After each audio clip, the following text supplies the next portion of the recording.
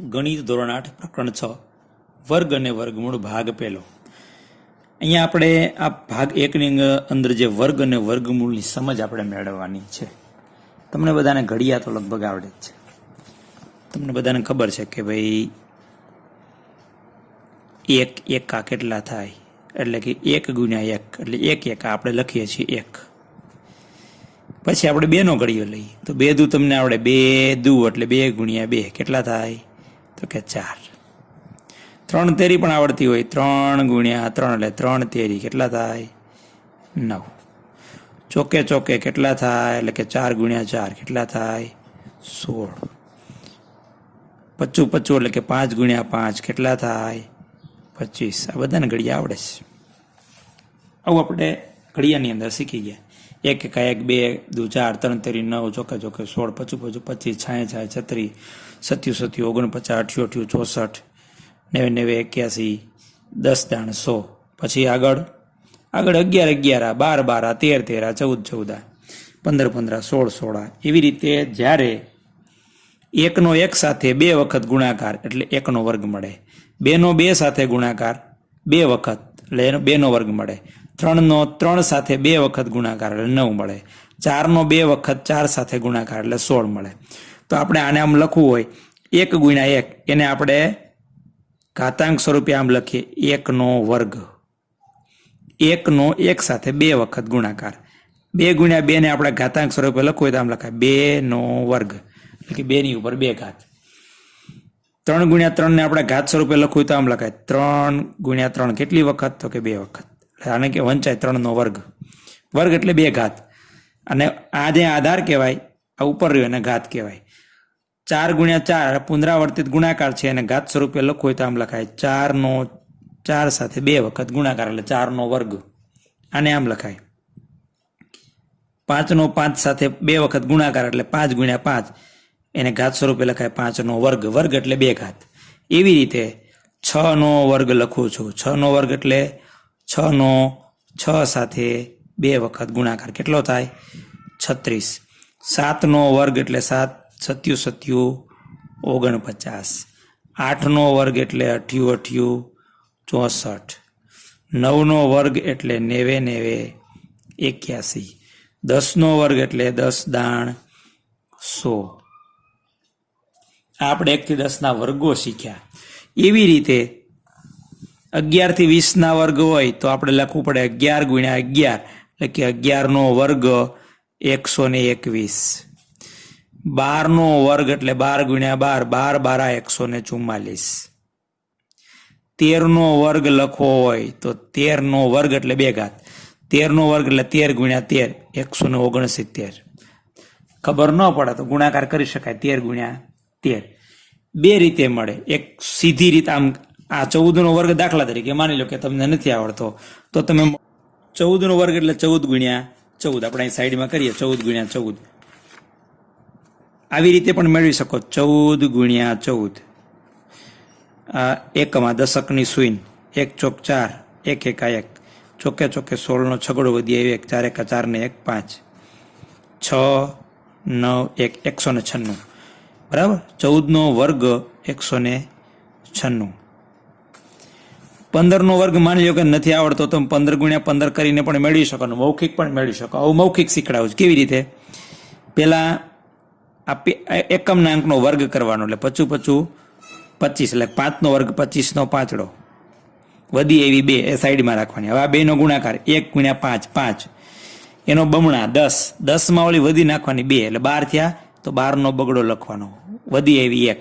હવે આનો વર્ગ કરવાનો 1 ગુણ્યા 1 1 એકા 1 1 ને 1 વધી 2 કેટલા થાય, સોરી 1 નો વર્ગ કેટલો થયો 1. બરાબર. અને વધી આવી 1 એટલે 1 ને 1 2 એટલે 225 એ 15 નો વર્ગ. હવે 16 નો વર્ગ. 16 નો વર્ગ 16 ગુણ્યા 16 કરીને મેળવી શકો, અથવા તો આનો વર્ગ 6 નો વર્ગ 6 36 36 નો છગડો વધી આવી 3. આ 2 નો ગુણાકાર 1 ગુણ્યા 6 1 6 6 એનું બમણું એટલે 2 વડે ગુણવાના. 6 દુ 12, 12 માં વધી 2 3 નાખવાની છે, 12 ને 3 15 નો પાંચડો વધી આવી 1. 1 નો વર્ગ 1 એકા 1 1 ને 1 વધી 2 226. 56 એવી રીતે 17નો વર્ગ મેળવી શકો. એવી રીતે 289 બરાબર. 18નો વર્ગ 324. 19નો વર્ગ એકમનો અંક મેળવી શકો. ભૂલાઈ ગયો હોય તો 9981 એટલે 361 જવાબ આવશે. 20નો વર્ગ 20નો વર્ગ એટલે જ્યારે 1 શૂન્ય હોય તો વર્ગ કરો એટલે 2 શૂન્ય થઈ જાય. 2નો વર્ગ તમને આવડતો હોય 2નો વર્ગ 4 એટલે 20નો વર્ગ 400. જો 10ના વર્ગની અંદર 10માં એક જ શૂન્ય હતી તો વર્ગમાં 2 શૂન્ય આવ્યા. 20માં એક જ શૂન્ય હતું તો 2 શૂન્ય એના વર્ગની અંદર આવ્યો. એવી રીતે આપણે 21 થી 30ના વર્ગો જોઈએ. બરાબર. હું અહીં 21 થી 30 અને 31 થી 40 બરાબર એવા હું વર્ગ 50 સુધીને લખી નાખું છું. તમે પછી અહીંયા ફરીવાર આપણે મળીએ.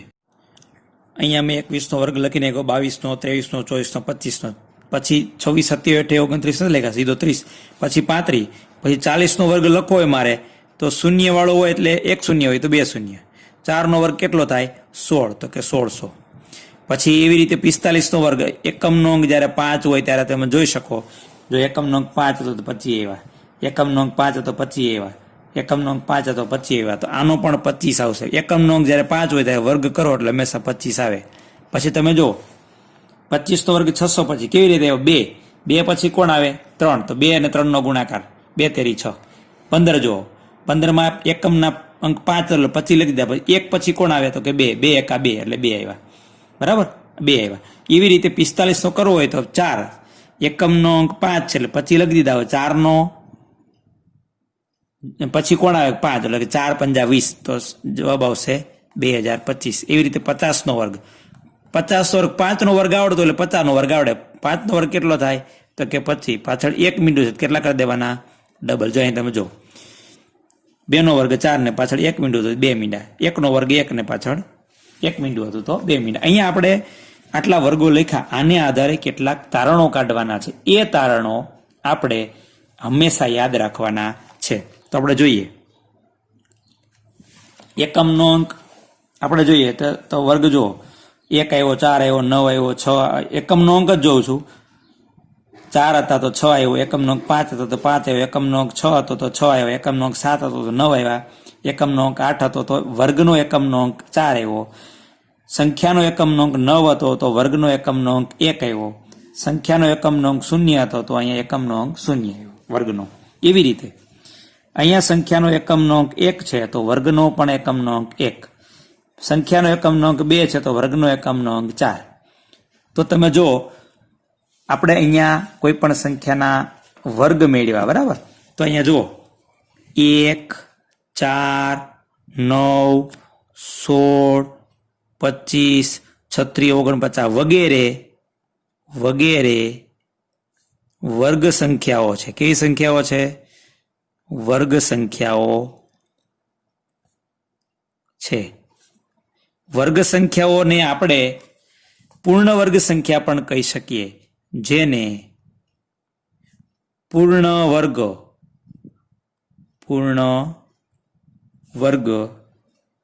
સંખ્યા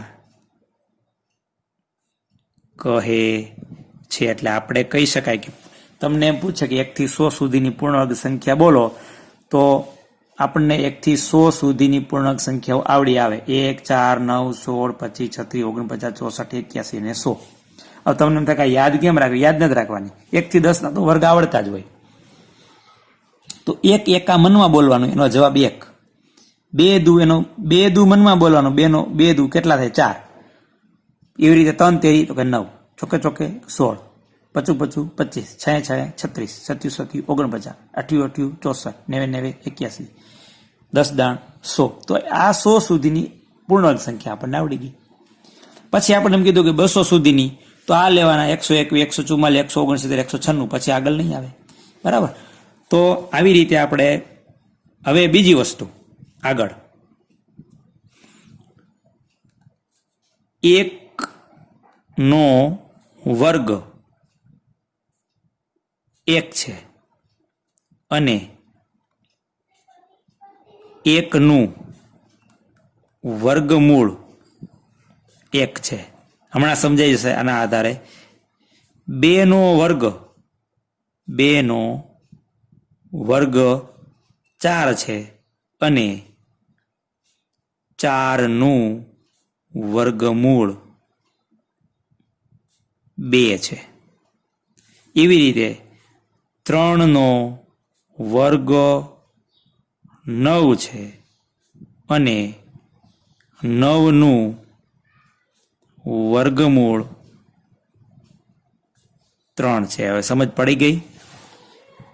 આ સંખ્યા છે એનો વર્ગ છે, આ સંખ્યા છે એનો વર્ગ છે, આ સંખ્યાનો વર્ગ છે.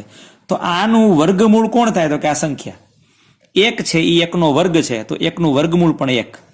2 નો વર્ગ 4, તો 4 નું વર્ગમૂળ 2. 3 નો વર્ગ 9, તો 9 નું વર્ગમૂળ 3. 4 નો વર્ગ 16, તો 16 નું વર્ગમૂળ 4. 5 નો વર્ગ 25, તો 25 નું વર્ગમૂળ 5. 6 નો વર્ગ 36, તો 36 નું વર્ગમૂળ 6. બરાબર? આ આપણે યાદ રાખવાનું છે. એમ પૂછે કે 30 નો વર્ગ, તો કે 900, તો કે 900 નો વર્ગમૂળ, તો કે 30. 35 નો વર્ગ, તો કે 1225. 1225 નું વર્ગમૂળ, તો કે 35. ખબર પડી ગઈ? આવી રીતે હવે આગળ વધીએ. તમે જો આમાં ક્યાંય બે આ જે સંખ્યાઓના વર્ગ મેળવ્યા, આ વર્ગની અંદર એકમનો ક્યાંય તમને 2, 3, 7 કે 8 જોવા મળશે નહીં. જો આમાં ક્યાંય 2, 3, 7 કે 8 એકમના અંકની વાત કરું છું, અહીંયા નહીં. આ દશકનો અંક છે. એકમના અંકમાં ક્યાંય 2, 3, 7 કે 8 નહીં જોવા મળે. એકમનો અંક હંમેશા કા 1 હશે, કા 4 હશે, કા 9 હશે, કા 6 હશે, કા 5 હશે, કા 0 હશે. બરાબર? એટલે આપણે કહી શકીએ કે પૂર્ણ વર્ગ સંખ્યાનો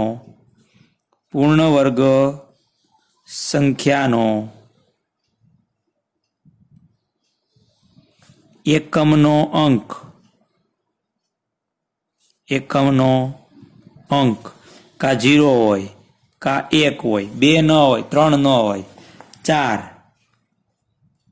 5, 6, 7 ન હોય ને 8 ન હોય અને કા 9 હોય, આટલામાંથી જ હોય. તમે જો આ બધી પૂર્ણાંક સંખ્યા જો એનો એકમનો અંક જો કા 1 હશે, કા 4 હશે, કા 9 હશે, કા 6 હશે, કા 5, 6, 9, 4, 1, 0, 1, 4, 9, 6, 5. આમાં ક્યાંય 2, 3, 7 કે 8 જોવા મળ્યા નહીં. બરાબર? તો આપણે એવું કહી શકીએ કે પૂર્ણવર્ગ સંખ્યાનો એકમનો અંક કા 0 કા હોય, કા 1 હોય, કા 4 હોય, કા 5 હોય, કા 6 હોય, કા 9 હોય. આપણે એવું કહી શકીએ બીજું વિધાન કે કોઈ પણ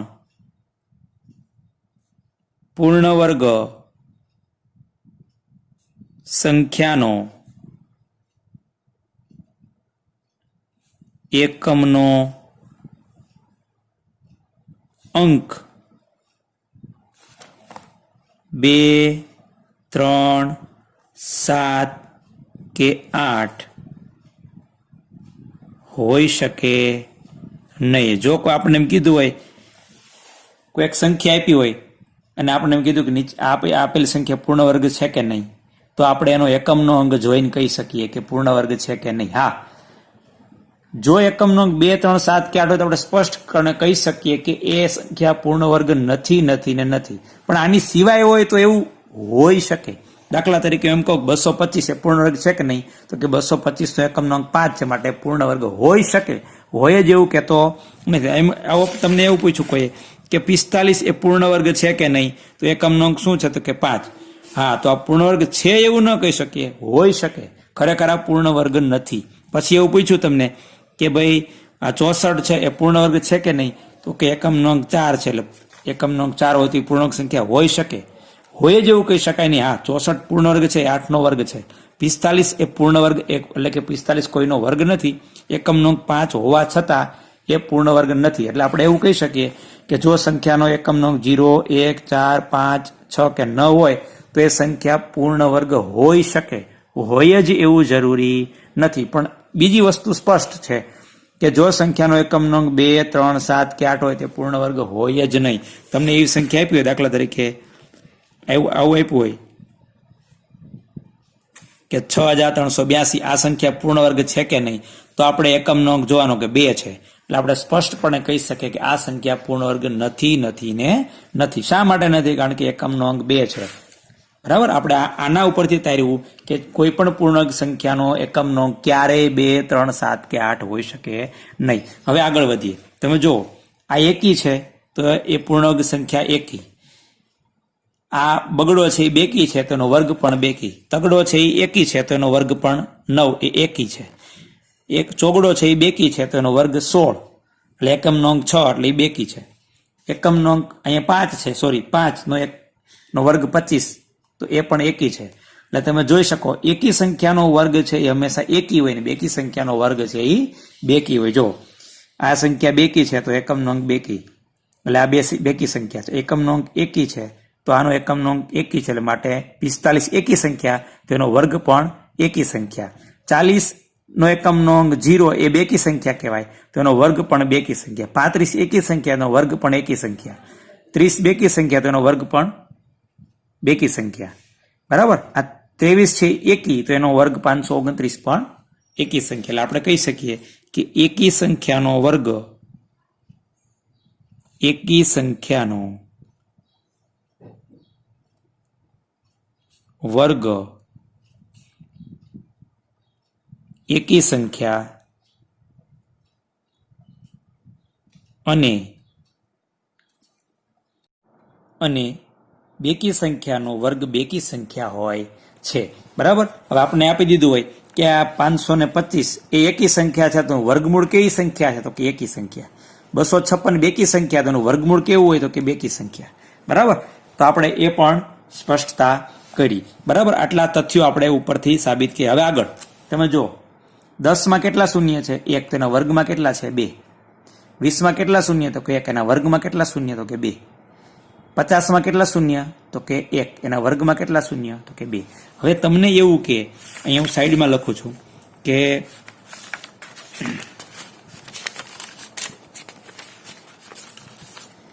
માની લો કે 100 લીધા, 100 નો વર્ગ કીધો તો એનો 100 નો વર્ગ થાય 10,000. 200 નો વર્ગ કીધો તો 200 નો વર્ગ થાય 40,000. તમે જો અહીંયા 2 શૂન્ય હતા તો અહીં 4 થઈ ગયા, અહીં 2 હતા 4 થઈ ગયા. એટલે ટૂંકમાં કોઈ સંખ્યાનો એકમનો અથવા તો કોઈ સંખ્યામાં 1 શૂન્ય હોય તેના વર્ગની અંદર 2 શૂન્ય હોય. કોઈ સંખ્યાના વર્ગમાં 2 શૂન્ય, સોરી કોઈ સંખ્યામાં 2 શૂન્ય હોય તેના વર્ગમાં 4 શૂન્ય હોય. કોઈ સંખ્યામાં 3 શૂન્ય હોય તો એના વર્ગમાં 6 શૂન્ય હોય. ટૂંકમાં ડબલ થઈ જાય શૂન્ય. બરાબર. તો આપણે અને વર્ગમૂળમાં અડધા થઈ જાય. દાખલા તરીકે 2500 છે એનું વર્ગમૂળ શું થાય તો કે 50. આમાં કેટલા શૂન્ય તો કે 2, એના વર્ગમૂળમાં 1 શૂન્ય. કોઈ સંખ્યાના 8 શૂન્ય છે તો એના વર્ગમૂળમાં કેટલા શૂન્ય હોય તો કે 4. બરાબર યાદ રાખજો. કોઈ સંખ્યાના વર્ગમાં 2 શૂન્ય છે તો એના વર્ગમૂળમાં 1 શૂન્ય. કોઈ સંખ્યાના વર્ગમાં 6 શૂન્ય તો એના વર્ગમૂળમાં 3 શૂન્ય. બરાબર. તો આપણે સંખ્યા એટલે કે શૂન્યની સંખ્યા પણ કહી શકીએ કે કોઈ સંખ્યાની અંદર એકમ અથવા તો કોઈ સંખ્યામાં 1 શૂન્ય હોય તો એના વર્ગમાં કેટલા શૂન્ય હશે, એવો દાખલો પણ આપણે આવે છે. બરાબર. તો આપણે એવું શીખ્યા એ આપણે અહીંયા લખ્યું નથી. બરાબર. કે કોઈ સંખ્યામાં 1 શૂન્ય હોય તેના વર્ગની અંદર એનાથી બમણા શૂન્ય હોય. બરાબર. અને હંમેશા પૂર્ણ વર્ગ સંખ્યામાં બેકી જ સંખ્યામાં શૂન્ય હોય. કા 2 હોય, કા 4 હોય, કા 6 હોય, કા 8 હોય. એકી સંખ્યામાં શૂન્ય હોય એ સંખ્યા પૂર્ણ વર્ગ હોઈ શકે નહીં. બરાબર. એ પણ આપણે યાદ રાખવાનું છે. બરાબર. તો આપણે જોયું કે જો કોઈ સંખ્યામાં 1 શૂન્ય હોય તો તેના વર્ગમાં 2 શૂન્ય હોય. પછી જો એ સંખ્યાનો કોઈ સંખ્યાનો વર્ગ હોય એમાં 2 શૂન્ય હોય તેના વર્ગમૂળમાં 1 શૂન્ય હોય. એ ઉલટું લખ્યું નથી મેં. જો કોઈ સંખ્યામાં 2 શૂન્ય હોય તો તેના વર્ગમાં 4 શૂન્ય હોય, અને જો કોઈ સંખ્યામાં 3 શૂન્ય હોય તેના વર્ગમાં 6 શૂન્ય હોય. એટલે કે બમણા શૂન્ય થઈ જાય. જ્યારે વર્ગમૂળ કાઢીએ ત્યારે હોય એનાથી અડધા થઈ જાય. કોઈ સંખ્યાના વર્ગની અંદર 6 શૂન્ય છે તો એના વર્ગમૂળની અંદર કેટલા થઈ જાય 3. એટલે આટલા તથ્યો છે એ આપણે આ કોષ્ટકને આધારે આપણે તાર્યા. બરાબર. આ તથ્યોને આધારે આપણે સ્વાધ્યાય 6.1 દાખલાઓ છે એને આપણે ગણવાના છે. એ આપણે આને પછીના ભાગની અંદર જોઈશું.